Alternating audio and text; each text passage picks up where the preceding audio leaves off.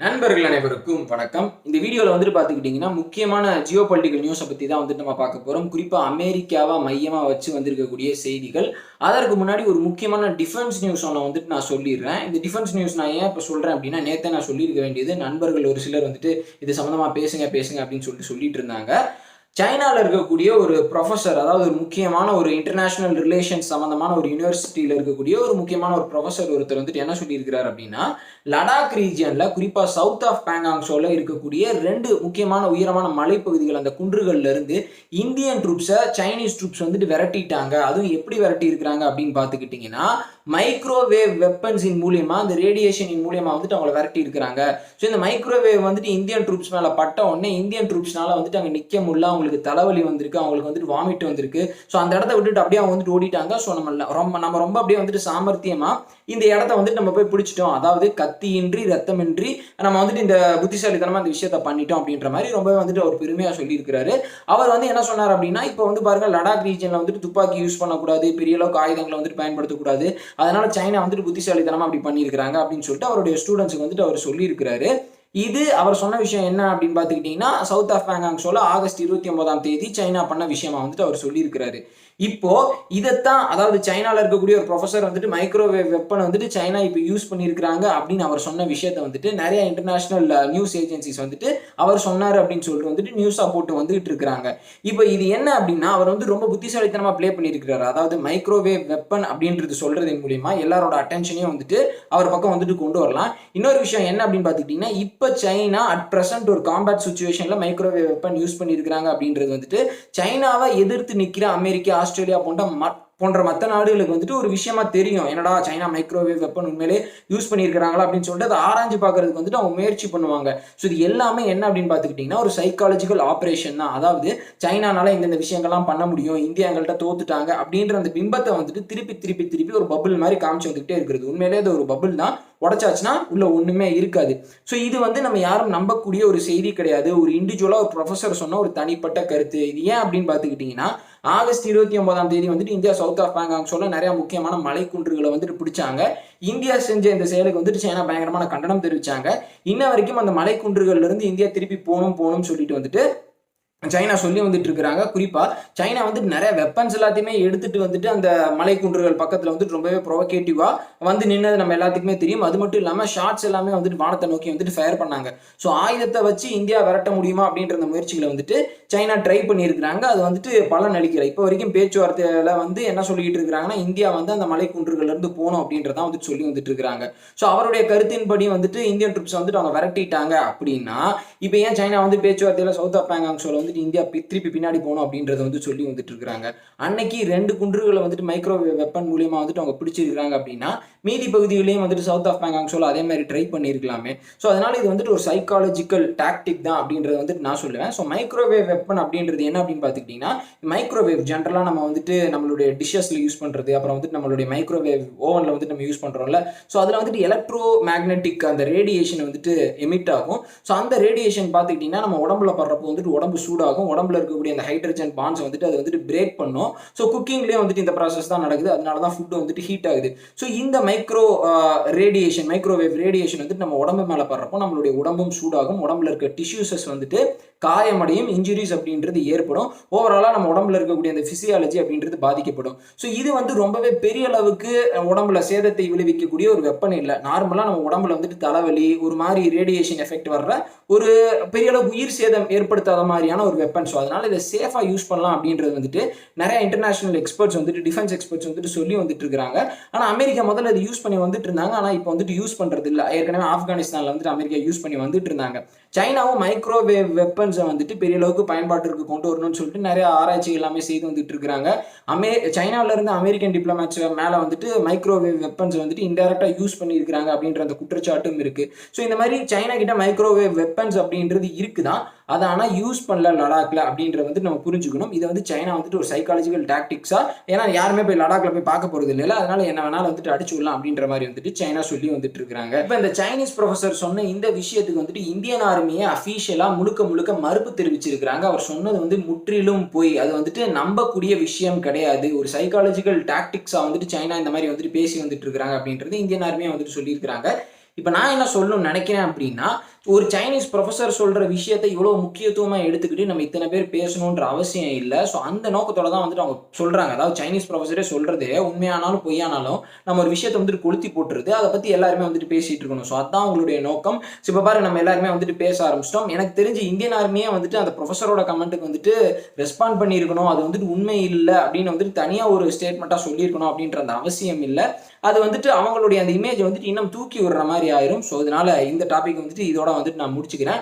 அடுத்து ஒரு முக்கியமான விஷயத்துக்கு உனக்கு வந்துட்டு நான் போறேன். என்ன அப்படின்னா, அமெரிக்கா சம்பந்தமான ஒரு முக்கியமான நியூஸ். உங்க எல்லாத்துக்குமே தெரியும், ட்ரம்ப்போட ஆட்சி காலம் முடிவுக்கு வரப்போகுது. அடுத்து ஜோ பிடன் வந்துட்டு வரப்போறாரு. ஸோ இருந்தாலும் ட்ரம்ப் வந்து இன்னும் ஆஃபீஸில் இருக்கிறாரு. ஜோ பிடன் பதவியே இருக்கிற வரைக்கும் அவர் தான் வந்துட்டு பிரசிடென்ட் இல்லையா? ஸோ இப்போ ட்ரம்ப் வந்துட்டு ஒரு முக்கியமான ஒரு பிளானை வந்துட்டு பண்ணியிருக்கிறாருங்க. என்ன பிளான் அப்படின்னு பார்த்துக்கிட்டிங்கன்னா, சீக்ரெட்டா ஈரான்ல இருக்கக்கூடிய அந்த யுரேனியம் என்ரிச்மெண்ட் ஃபெசிலிட்டிஸ் இருக்குல்ல, அவங்களுடைய நியூக்ளியர் பிளான்ஸ் இருக்குல்ல, ஸோ அதில் எல்லாத்துலேயுமே வந்துட்டு நம்ம தாக்குதல் நிகழ்த்தலாமா அப்படின்னு சொல்லிட்டு வந்துட்டு ட்ரம்ப் வந்து அவங்க கண்ட்ரியில் இருக்கக்கூடிய சீனியர் அட்வைசர்ஸை கூப்பிட்டு வந்துட்டு ஒரு பெரிய டிஸ்கஷன் வந்துட்டு பண்ணியிருக்கிறாரு. ஸோ அங்கே இருக்கக்கூடிய முக்கியமான அட்வைசர்ஸ் எல்லாருமே வந்துட்டு இதுக்கு நோ சொல்லிட்டாங்க. ஏன் நோ சொல்லியிருக்கிறாங்க அப்படின்னா, ஈரானோட அந்த யுரேனியம் என்ரிச்மெண்ட் ஃபெசிலிட்டிஸில், அந்த நியூக்ளியர் ஃபெசிலிட்டிஸில் போயிட்டு வந்து நம்ம தாக்குதல் நிகழ்த்தினா அது ஒரு பெரிய அளவுக்கு யுத்தமாக மாறுறதுக்கான வாய்ப்புகளும் இருக்குது, அதனால வேணாம் அப்படின்னு சொல்லிட்டு வந்து ட்ரம்ப்ட சொல்லியிருக்கிறாங்க. ஆனால் ட்ரம்ப் இன்னமும் சீக்ரெட்டாக நிறைய ஆலோசனை செய்து வந்துகிட்டு இருக்கிறதா தகவல் வந்திருக்கு. குறிப்பா ஈரானோட அந்த நியூக்ளியர் பிளான்ஸ்ல வந்துட்டு சைபர் அட்டாக் பண்ணலாமா, என்ன விஷயம் பண்ணலாம் அப்படின்னு சொல்லிட்டு கண்டினியூஸா ஆலோசனை வந்து செய்து வந்துட்டு இருக்கிறாராமா.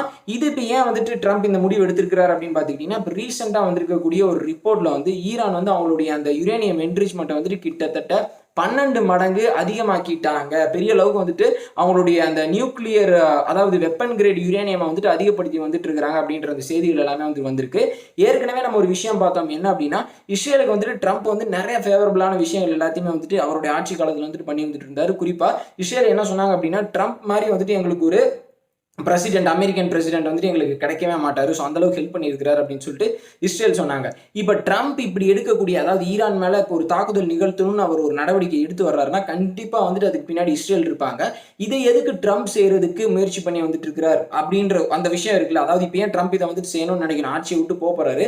அதை ஒரு சில எக்ஸ்பர்ட்ஸ் எல்லாருமே என்ன சொல்றாங்க அப்படின்னு பார்த்துக்கிட்டிங்கன்னா, இப்போ ட்ரம்ப் வந்துட்டு ஒரு சில விஷயங்களை பண்ணிட்டாருன்னு வச்சுக்கோங்களேன் ஈரான் மேலே, நாளைக்கு ஜோ பிடன் திருப்பி வர்றாரு அப்படின்னா ஈரானோட உடனான அந்த அமைதி நடவடிக்கைகள் வந்துட்டு பாதிப்படையும்.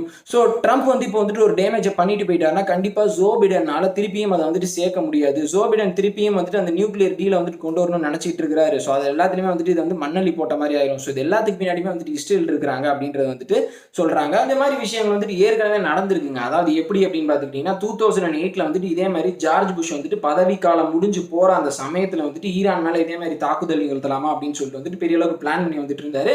இஸ்ரேலும் வந்துட்டு அதுக்கு பெரிய அளவுக்கு சப்போர்ட் பண்ணி வந்துட்டு இருந்தாங்க. ஏன்னா அதுக்கடுத்து ஒபாமா வந்துட்டா திருப்பியும் ஈரானோட அந்த உறவு எப்படி இருக்கும் அப்படின்றது தெரியாது. ஸோ நம்ம இப்பயே வந்துட்டு ஈரானுக்கு வந்துட்டு ஒரு பயங்கரமான ஒரு அடி கொடுக்கணும்னு சொல்லிட்டு புஷ் யோசிச்சு வந்துட்டு இருந்தாரு. ஆனால் அந்த சமயத்தில் வந்துட்டு கடைசியாக வந்துட்டு புஷ் அந்த பிளானை வந்துட்டு டிராப் பண்ற மாதிரியான ஒரு சூழ்நிலை அப்படின்றது வந்துட்டு ஏற்பட்டுருச்சு. ஸோ இப்படி இஸ்ரேலும் அமெரிக்காவும் சேர்ந்து ஈரானுக்கு எதிராக பயங்கரமான திட்டங்களை வந்துட்டு தீட்டி வந்துட்டு இருக்கிறாங்க. இன்னொரு பக்கம் இப்போ ரீசெண்டாக ஒரு 4 நாளைக்கு முன்னாடி வந்த செய்தி என்ன அப்படின்னு பார்த்துக்கிட்டிங்கன்னா, ஒரு 3 மாசத்துக்கு முன்னாடி ஈரான்ல இருந்து, அதாவது தலைமறைவா ஈரான்ல இருந்த ஒரு முக்கியமான அல்கொய்தா கமாண்டர், அதாவது அல்கொய்தால இருக்கக்கூடிய 2ஆம் கட்ட தலைவர் அப்படின்னு கூட வந்துட்டு சொல்லலாம், அப்துல்லா அகமது அப்துல்லா அப்படின்ற ஒரு முக்கியமான பயங்கரவாதியை வந்துட்டு இஸ்ரேல் வந்து ஒரு சீக்ரெட் ஆபரேஷன் மூலியமா வந்துட்டு அசாசினேட் பண்ணாங்க. ஸோ அந்த விஷயம் யாருக்குமே தெரியல. 3 மாசத்துக்கு அப்புறம் இப்பதான் வந்துட்டு தெரிய வந்தது. ஸோ அப்படி இஸ்ரேல் வந்துட்டு அமெரிக்காவுக்காண்டி ஏகப்பட்ட விஷயங்களை செஞ்சு வந்துட்டு இருக்காங்க. ஈரானை வந்துட்டு பெரிய அளவுக்கு கவுண்டர் பண்ணி வந்துட்டு இருக்காங்க. குறிப்பா ஈரானே வந்துட்டு ஒரு அல்கொய்தா மிலிட்டன்ட்டுக்கு வந்துட்டு ஈரான்ல இடம் கொடுத்தாங்க. ஏன்னா அல்கொய்தா வந்துட்டு சுன்னி இஸ்லாமிக் அந்த பிரிவை சேர்ந்தவங்க, ஈரான் வந்துட்டு ஒரு ஷியா மெஜாரிட்டி கண்ட்ரி. ஸோ இப்படியெல்லாம் நிறைய குழப்பமான விஷயங்கள் எல்லாமே போய்கிட்டு இருக்கு. ஆனால் இஸ்ரேல் வந்துட்டு சைலண்டா நிறைய விஷயங்களை வந்துட்டு சாதிச்சு வந்துட்டு இருக்காங்க. இப்போ ரீசெண்டா சிரியாவில் வந்துட்டு பயங்கரமான ஏர் ஸ்ட்ரைக்ஸ் வந்துட்டு இஸ்ரேல் வந்துட்டு பண்ணியிருக்காங்க. குறிப்பா ஈரானோட முக்கியமான அந்த மிலிட்டரி ஃபெசிலிட்டிஸ் இருக்கக்கூடிய இடத்த வந்துட்டு டார்கெட் பண்ணி இஸ்ரேல் பயங்கரமான தாக்குதல் வந்துட்டு ஈடுபட்டு வந்திருக்காங்க. அதுல வந்து கொன்னுட்டதா சொல்லியிருக்கிறாங்க. சிரியாவில் வந்துட்டு பார்த்துக்கிட்டீங்கன்னா ஈரானோட பிரசன்ஸ் வந்துட்டு நிறையா இருக்குது. ஹிஸ்புல்லா அப்படின்ற அந்த ஒரு தீவிரவாத அமைப்பும் வந்துட்டு இருக்கிறாங்க, இஸ்ரேலுக்கு எதிராக செயல்படக்கூடியவங்க. ஸோ இது எல்லாத்தையுமே ஒழிச்சு கட்டணும் அப்படின்றதான் வந்துட்டு இஸ்ரேலினுடைய நோக்கம். ஸோ அதற்கு அமெரிக்காவினுடைய உதவி அப்படின்றது தேவைப்படும். ஸோ இப்போ ட்ரம்ப் போக போறாரு, அதுக்கடுத்து ஜோ பிடன் என்ன பண்ணுவாரு அப்படின்னு சொல்லிட்டு இஸ்ரேல் வந்துட்டு ஒரு பெரிய எக்ஸ்பெக்டேஷனோட வந்துட்டு காத்துட்டு இருக்கிறாங்க. இப்போ வந்து நான் அமெரிக்கா சம்பந்தமா வந்துட்டு நிறைய விஷயங்கள் நான் பேசி வந்துட்டு இருந்தேன்ல, அடுத்து வந்துட்டு ஜோ பிடன் வந்துட்டு பிரசிடென்ட் ஆக போறாரு. இப்போ வந்துட்டு ஒரு முக்கியமான விஷயத்தை பத்தி வந்துட்டு நம்ம பார்ப்போம். என்னன்னா, இந்த காஷ்மீர் இஷ்யூல வந்துட்டு ஜோ பிடன் அட்மினிஸ்ட்ரேஷன் என்ன நடவடிக்கை எடுப்பாங்க அப்படின்ற வந்துட்டு நம்ம ரொம்ப வந்துட்டு ஃபோக்கஸ்டா பார்க்கணுங்க. ஏன் அப்படின்னு பார்த்துக்கிட்டிங்கன்னா, பாகிஸ்தான் வந்து அமெரிக்காவை இந்த காஷ்மீர் பிரச்சனைக்குள்ள, அதாவது ஒரு 3வது நாடா மீடியேட் பண்றதுக்கு, இழுக்கிறதுக்கு ஏகப்பட்ட முயற்சிகளை வந்துட்டு செய்து வந்துட்டு இருக்காங்க. குறிப்பா டெமோக்ராட்ஸ் வந்து திருப்பி ஆட்சிக்கு வரணும்னு சொல்லிட்டு அவங்க பெரிய அளவுக்கு முயற்சி பண்ணதுக்கு இதுதான் முக்கியமான காரணம். அமெரிக்காவில் இருக்கக்கூடிய பாகிஸ்தான் கம்யூனிட்டி, முஸ்லீம் கம்யூனிட்டி எல்லாருமே வந்து டெமோக்ராட்ஸ்க்கு தான் வந்துட்டு ஓட்டு போட்டாங்க. ஸோ இது எதனால அப்படின்னு பார்த்துக்கிட்டிங்கன்னா, எப்பயுமே பில் கிளின்டனா இருக்கட்டும், எல்லா முக்கியமான டெமோக்ராட்ஸுமே வந்துட்டு இந்த காஷ்மீர் இஷ்யூல வந்துட்டு பெரிய அளவுக்கு இன்வால்மெண்ட், அதாவது வந்துட்டு மீடியேட் பண்ணும் அப்படின்னு சொல்லிட்டு வந்து நினைச்சு வந்துகிட்டே இருப்பாங்க. இப்போ அமெரிக்கா வந்து, அதாவது இப்போ வந்து பாகிஸ்தான் வந்து அமெரிக்கா பெரிய அளவுக்கு மீடியேட் பண்ண வரலன்னா அதற்கான அழுத்தத்தை கொடுக்கறதுக்கான முயற்சிகளையும் வந்துட்டு செய்து வந்துட்டு இருக்காங்க. குறிப்பா ஜோ பிடனுக்கு ஆப்போசிட்டா செயல்பட்ட முக்கியமான டெமோக்ராட்டிக் அதாவது கேண்டிடேட்ஸ் அந்த பிரசிடென்ட் போஸ்ட்டுக்கு வரணும்னு சொல்லிட்டு பிரச்சாரம் பண்ணிட்டு இருந்தாங்கல்ல, ஸோ அவங்க கூட வந்துட்டு இந்த காஷ்மீர் இஷ்யூல அமெரிக்கா வந்து நிறைய முக்கியமான நிலைப்பாட்டை எடுத்து ஆகணும், பெரிய அளவுக்கு இன்வால்மெண்ட் காட்டணும் அப்படின்னு சொல்லிட்டு வந்துட்டு அழுத்தம் கொடுத்து வந்துட்டு இருக்கிறாங்க.